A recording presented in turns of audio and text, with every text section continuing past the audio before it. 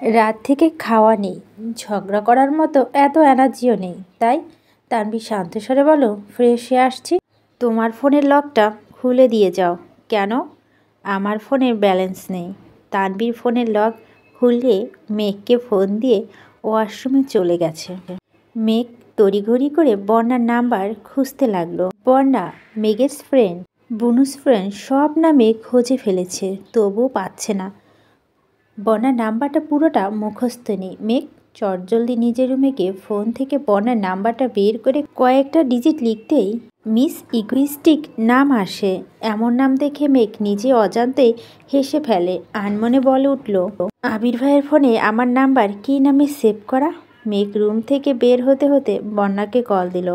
বন্যা রিসিভ করে স্বাভাবিক সালাম দিল। মেঘ মুড নিয়ে বলল, ওয়ালাইকুম আসসালাম, কেমন আছেন? জি ভালো। তুই ওনার নাম্বার থেকে ফোন কেন দিয়েছিস? মেঘ শীতল কণ্ঠে বলো, ভাইয়া অসুস্থ হয়ে গেছে। বন্যা উদ্বিগ্ন কণ্ঠে শুধালো, কি হয়েছে ওনার? তোদের বাসায় চা খেতে গিয়ে একটা 1 গ্রাম পিঁপড়ে খেয়ে ফেলেছে। পিঁপড়েটা যেতে যেতে গলায় একটা কামড় দিয়েছে। আমি বারবার বলেছি বেশি করে পানি খেয়ে, কিন্তু ভাইয়া পানি না খেয়ে অপলক দৃষ্টিতে কোনো দিকে তাকিয়ে হাঁ করে বসেছিল, যাতে পিঁপড়াটা হেঁটে হেঁটে বেরিয়ে আসে। কিন্তু এত ফাজিল পিঁপড়া বের হলো না তো উল্টো ভাইয়ার হৃদয়ে গিয়ে ঢুকে পড়েছে। গতকাল বিকেল থেকে হৃদয়টা অনবরত কামড়াচ্ছে। আমার ভাইয়ের কোমল হৃদয়টা কামড়ে ছিদ্র করে ফেলেছে। দেশে বন্যা হোক বা নাই হোক, আমার ভাইয়ের হৃদয়ে বন্যা নিশ্চিত। পিঁপড়া বলতে বন্যার প্রতি তানবীরের প্রেমানুভূতি বোঝানো হয়েছে। কি আবল তাবল কথা বলছিস? এটা আবার কেমন রোগ? আবল তাবল না রে ভাইয়া, রাতে মাথা ঘুরে বিছানায় পড়ে গেছিল, 12 ঘন্টা বেহুশ ছিল, ঘুমিয়েছিল, মাত্র হুঁশ আছে, সজাগ হয়েছে। এগুলো রোগ লক্ষণ? 16 ঘন্টা না খেয়ে থাকা, টানে 12 ঘন্টা ঘুমানো কি স্বাভাবিক মনে হচ্ছে তোর? তো এখন কি করবি? এই রোগের চিকিৎসা মনে হয় এখনও আবিষ্কৃত হয়নি কারো হৃদয়ে। তানবীর বেরিয়ে এসে ভুরু কুঁচকে প্রশ্ন করল, কোন রোগের চিকিৎসা আবিষ্কার হয়নি? মেঘ তড়িঘড়ি কল কেটে দিয়েছে। তানবীর এক দৃষ্টিতে মেঘকে দেখছে। মেঘের ঠোঁট ভিজিয়ে ঘন ঘন প্লাবন ঝাপটে বলতে শুরু করলো, ওই সব বাদ দাও, ভাবছি বন্যার বিয়েটা ভেঙে দিব। কিসের বিয়ে? মোখলেস মিয়ার কথা কাল বললাম না তোমায়? সারা রাত ভেবে দেখলাম ওনার কাছে বিয়ে দেওয়াটাই ঠিক হবে না। হঠাৎ মাথায় সুবুদ্ধি উদয় হলো। কেমন করে? দেখো, মোসলেক মিয়ার চোখে ভালোবাসা থাকলেও হৃদয় একটু জায়গা নেই। 2 বউ, 6 ছেলে মেয়ে, 10-12 জন নাতি নাতনি, ভিড়ে আমার বেবিটাকে খুঁজেও পাওয়া যাবে না। এজন্য ভাবলাম আরও কিছুদিন সময় নিয়ে ভালোভাবে পরীক্ষা করে একজনের সঙ্গে বিয়ে দেব। তুমি কি বলো? আমিও তাই বলি। ওর বড় বোনের বিয়ে হোক, তারপর না হয় ভেবে দেখব। মেঘ আর চোখে চেয়ে আহ্লাদি কণ্ঠে বলো, বন্যার বিয়ের ঘটকালি করতে তুমি কিন্তু আমায় সাহায্য করবা, ঠিক আছে? মেঘের কথা শুনে তানবীর কেশে উঠল। ঘুরে ফিরে মেঘ সেই একই কাহিনীতে আটকাচ্ছে। তানবীর মুখ ফুলে উত্তর দিল, আমার সময় নেই। ঠিক আছে, প্রয়োজন নেই। লেহেঙ্গা কিন্তু তোমায় কিনে দিতে হবে, এটা মনে রেখো। আর যেই সেই লেহেঙ্গা কিনবো না বন্যা, আর আমার লেহেঙ্গার ডিজাইন সেম হতে হবে। আচ্ছা, এখন চলো খেতে যাই। চল। আলো আঁধারে কাটছে দিন।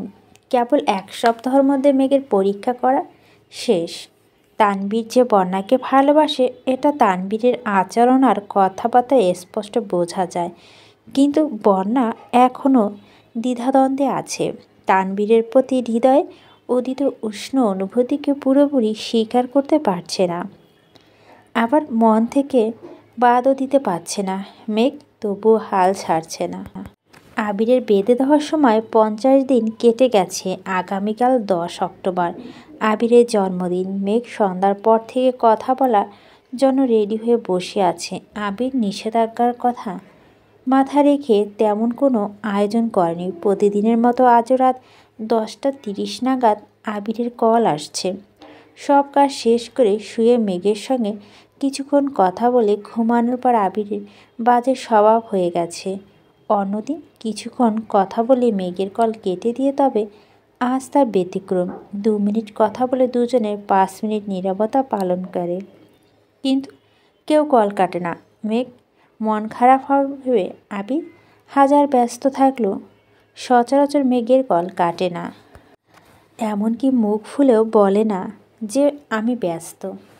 আজও তেমনটা ঘটছে। বাংলাদেশের সঙ্গে সময়ের পার্থক্য মোটামুটি 2 ঘন্টা হয়। এখানে 11:45 বাজায়, সেখানে স্বাভাবিকভাবে রাত 1:45 বেজে গেছে। মেঘ আপন মনে গল্প করছে আর আবির মনোযোগী শ্রোতার মতো মেঘের সব কথা শুনছে। পুরোজনে নিজে অল্প স্বল্প উত্তর দিচ্ছে।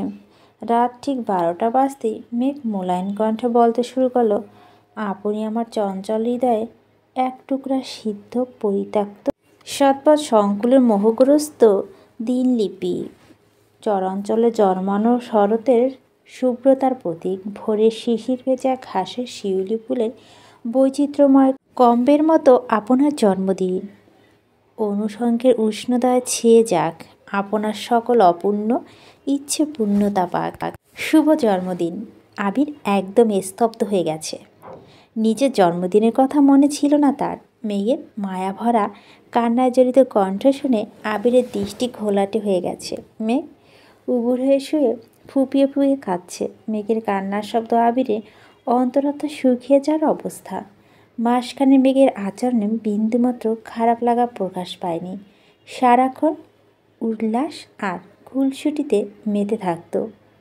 অপ্রসন্ন হৃদয়ের ভাঁজে জমতে থাকা অজস্র অভিমানগুলো হাজির করতে একটা পুরুষ্ট বক্ষস্থল প্রয়োজন। মোহমায়ায় জড়ানো একটা বিশ্বস্ত বুক। মেঘের কান্নার শব্দে দিশেহারা আবির শীতল কণ্ঠে শুধালো, এই স্পারো, এভাবে কাঁদছিস কেন? মেঘ বালিশে মুখ গুজে কান্না আড়াল করার চেষ্টা করছে। আবিরের নেশাক্ত কণ্ঠে আবদার, ভিডিও কল দে। মেঘ তড়িঘড়ি করে শোয়া থেকে উঠে বসে ভেজা কণ্ঠে কাঁপা কাঁপা গলায় বলল, না, আমার জন্মদিনের সামান্যতম আবদার করার অধিকার যদি আমার না থাকে, তাহলেই জন্মদিনে আমি সারা জীবনের জন্য ব্যান করব। মেঘ আস্তে করে বলো, ব্যান করতে হবে না, দিচ্ছি কল। আবির ঠোঁট কামড়ে মুচকি হাসলো। মেঘ চোখ মুছতে মুছতে ভিডিও কল দিল। রুমে অন্ধকার থাকায় স্পষ্ট দেখা না গেলেও ফোনের ক্ষুদ্র আলোতে মেঘের ধবধবে ফর্সা মুখ, ঝলমল করা ভেজা চোখ আর লাল হয়ে থাকা নাকের ডগা স্পষ্ট দেখা যাচ্ছে। আবির নীরের দৃষ্টিতে তাকিয়ে আদর মাখা কণ্ঠে বলল, এবার বলুন আমার আবেদনময়ী আবদার কি? আবিরের সূক্ষ্ম নেত্রে চাউনিতে মেঘ ঘায়েল হয়ে যাচ্ছে। বুকের ভিতর তাণ্ডব চলছে। শ্বাস প্রশ্বাস এলোমেলো। মেঘের 2 চোখ পানিতে টইটুম্বুর হয়ে আছে, কেবল অশ্রু গড়িয়ে পড়ার অপেক্ষা। বুক করে আসা কান্না গিলে মেঘ দুর্বল কণ্ঠে জানানো, আপনাকে আমার সামনে দেখতে চাই। আবির মুচকি হেসে বলল, তারপর আপনি কবে আসবেন আর কতদিন? আপনার কি একবারের জন্য আমার কথা মনে হয় না? কেন বুঝেন না আপনি? খুব মিস করছি আপনাকে। কঠিন বাস্তবতায় খোলস বন্দি করে রাখা নিজের অনুভূতিগুলো দীর্ঘ নিঃশ্বাসের আড়ালে লুকিয়ে আবির কোমল কণ্ঠে বলল, আমি অবুঝ নয় মেঘ। মেঘ আকুল কণ্ঠে আবারও শুধালো, আসবেন কবে আপনি? সেটা আমার থেকে ভালো আপনারা জানার কথা। আপনি বলুন। আরও 100 দিন? আমি বোধ হয় মরেই যাব। আবির অগ্নিদৃষ্টিতে তাকাতেই মেঘ ভয়ে চোখ নামিয়ে নিয়েছে।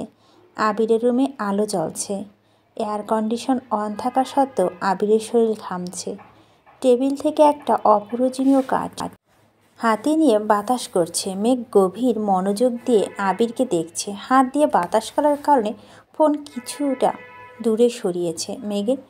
মেঘের নজর নগ্ন লোমশ বুকে পড়তেই লজ্জায় চোখ সরিয়ে নিয়েছে।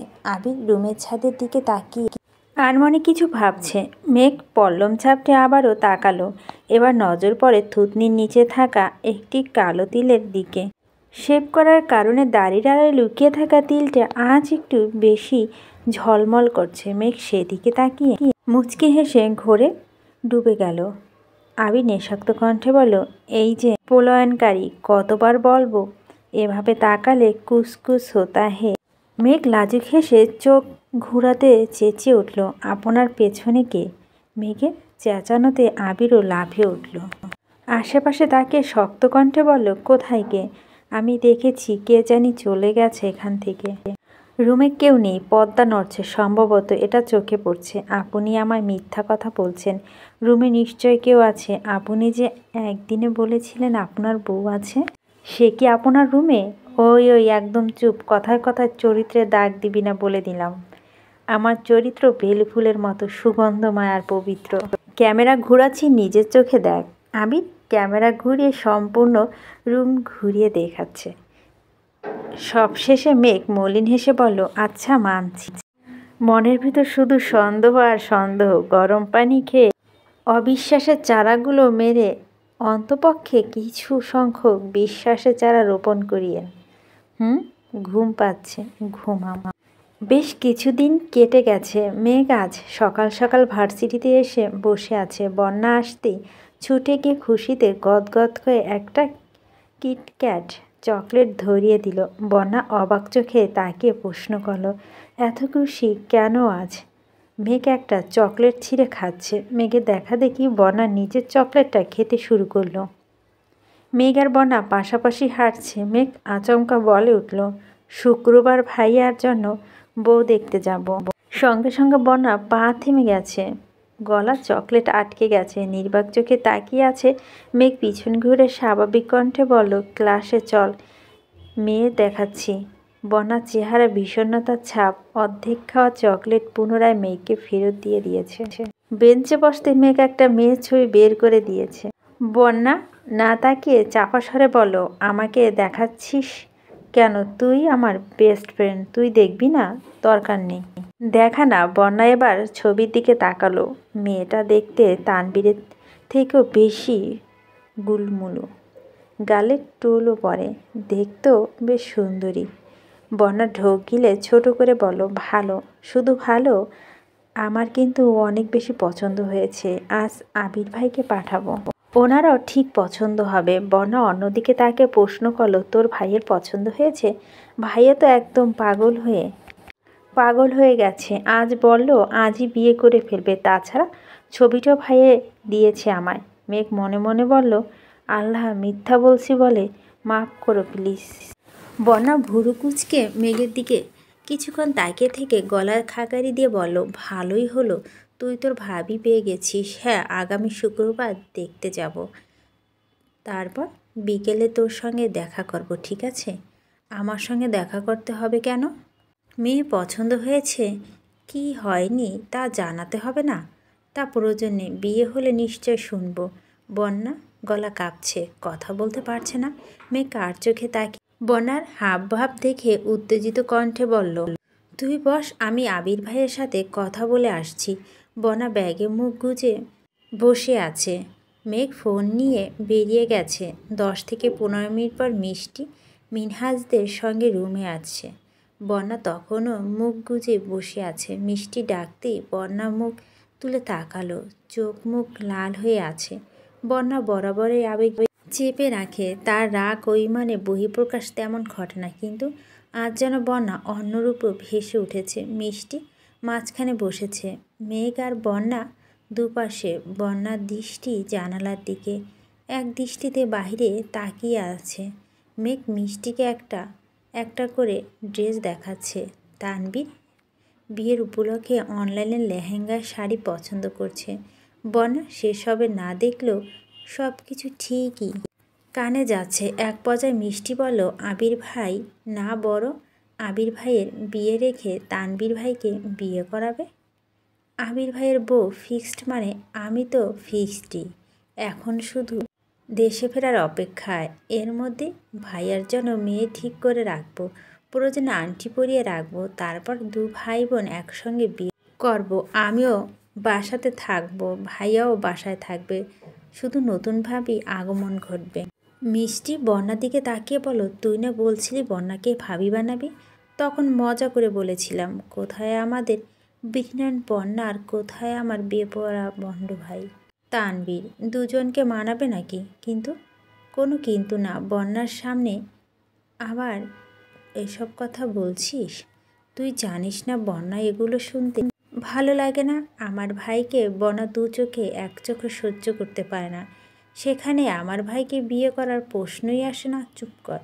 বন্যা নির্বাক চোখে মেঘের দিক তাকিয়ে আছে। মেঘের চোখে মুখে উজ্জ্বলতা ছিটে ফোটাও নেই, সিরিয়াস মুড়ে কথাগুলো বলছে। বন্যার অন্তর জ্বলছে, চোখ রক্তাভ হয়ে আছে, টলমল করছে চোখ, যে কোনো মুহূর্তে বাঁধ ভাঙা কান্না শুরু হবে। বন্যা দাঁড়িয়ে আস্তে করে বলল, সাইড দে, কোথায় যাবি? ওয়াশরুমে। ক্লাস শেষে বেরিয়ে আসতে তানবীরের সঙ্গে দেখা। মেঘের মেসেজ করে আসতে বলেছে। ইদানিং অফিসে যাওয়ার কারণ তানবীর ড্রেস আপে বেশ পরিবর্তন এসেছে।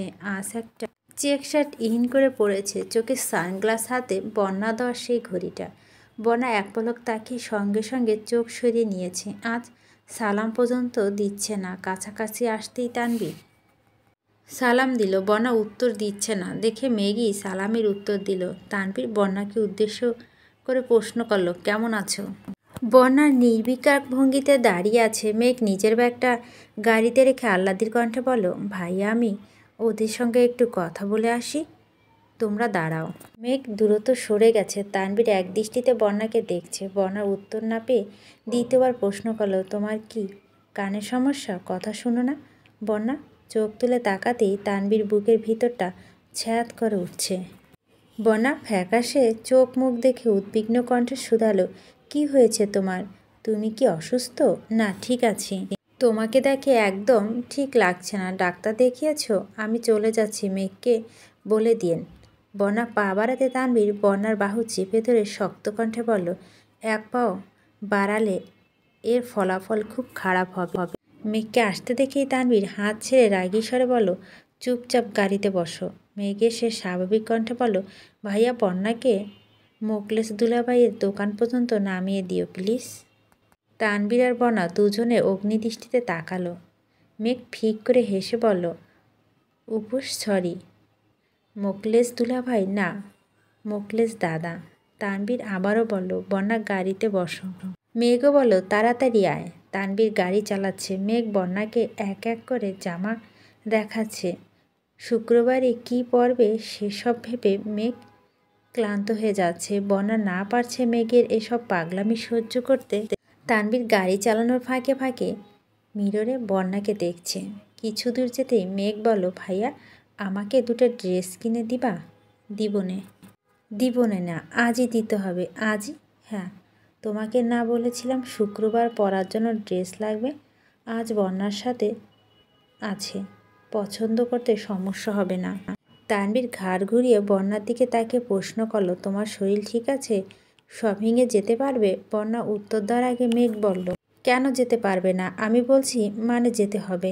তুমি মনোযোগ দিয়ে গাড়ি চালাও। আব্বুর 2 ডায়মন্ড গাড়িতে বসা, যদি কিছু হয় তাহলে আব্বু তোমার হাড্ডি মাংস আলাদা করে ফেলবে। সামনে তাকাও। দুটো শোরুম ঘুরে মেঘের জন্য দুটো ড্রেস নিয়েছে আর মিমের জন্য একটা। তানবীরের এক পরিচয় ভাইয়ের ক্লিনিক থেকে বন্যার প্রেশার হিমোগ্লোবিন টেস্ট করে বন্যার বাসা পর্যন্ত দিয়ে গেছে। মেঘ বারবার বলছিল মোকলেসের দাদার দোকানের সামনে নামিয়ে দিতে, কিন্তু তানবীর সোজা বাসার সামনে পর্যন্ত নিয়ে গেছে। যাওয়ার সময় মেঘ জোর করেই একটা ড্রেস বন্যাকে দিয়ে শুক্রবারে পরার জন্য বলেছে। বন্যা নিতে না চাইলেও তানবীর আর মেঘের জোরাজুরিতে বাধ্য হয়ে নিয়েছে। বন্যা বাসায় ঢুক পর্যন্ত অপেক্ষা করে, তারপর মেঘকে নিয়ে তানবীর বাসার উদ্দেশ্যে রওনা দিয়েছে। যেতে যেতে তানবীর প্রশ্ন করল, তোর বেস্টু আজ কী হয়েছে? উল্টাপাল্টা আচরণ করছিল কেন? টিকটিকি খামচি মারছে, এজন্য মাথা ঠিক নেই। টিকটিকি খামচি দেয়? মেঘ ভুরুকুচকে উত্তর দিল, আরে বাবা, স্বপ্ন দিয়েছে। স্বপ্ন সব সম্ভব, বুঝছো? ভাইয়া ঠিকই বল। এর তার ছেঁড়া, তুই আরেক তার ছেঁড়া, তোর বান্ধবী, তোদের যন্ত্র। আমরা পাগল হয়ে যাচ্ছি। পাবনা যাবা? মরতে না ঘুরতে? তানবীর চোখ রাঙাতে মেঘ দাঁত বের করে হাসল। আর শুক্রবার সকাল থেকে মেঘ একাই বাড়িঘর মাতিয়ে রেখেছে। এই ফেসিয়াল করছে, এই চোখে শশা লাগিয়ে বসে আছে, চুলের যত্ন নিচ্ছে। তানবীর ঘণ্টাখানেক সোফায় বসে মেঘের কর্মকাণ্ড দেখছে। এক পর্যায়ে মিমকেও টেনে নিয়ে আসছে। দুজনে ফিস ফিস করে কথা বলছে আর রূপচর্চা করছে। তানবীর অনেকক্ষণ খেয়াল করে হঠাৎ জিজ্ঞেস করলো, এত সাজগুজ করার কারণ কি? কোথাও যাবি তোরা ঘুরতে? একা যাওয়া যাবে না, যেখানে যাস আমি নিয়ে যাব। মেঘ আঁতকে উঠে বলল, আজকে অন্তপক্ষে তোমাকে নিতে পারবো না। তাহলে অনুমতিও আমি দিতে পারবো না। আব্বুকে বলে অনুমতি নিও, আমি ডিরেক্ট ভেটো দিব। মেঘ কপালে কয়েক স্তর ভাত ফেলে গুরুতর কণ্ঠে বলল, আজ যেতে না দিলে তুমি পস্তাবে। আর কিছু বলবো না আমি।